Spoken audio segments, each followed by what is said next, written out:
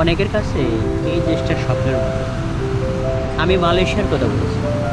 যারা কিনা মালয়েশিয়াতে আসবেন তাদের কাছে স্বপ্নের মতো আমরা কবে মালয়েশিয়া যাব।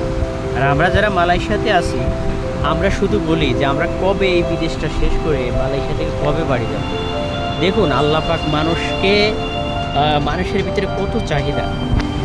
আমরা যারা এখানে আছি তারা কতই না কষ্ট করি, কতই না বলি যে আমরা এত কষ্ট করি, এখানে এসো না।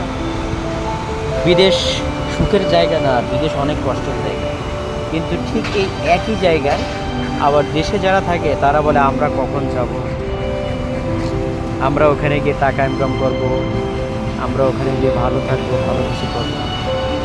আসলে দুনিয়াতে যে যেখানে থাকুক না কেন, কেউ আসলে সুখী না। যে যা জায়গা থেকে সবাই অসুখী।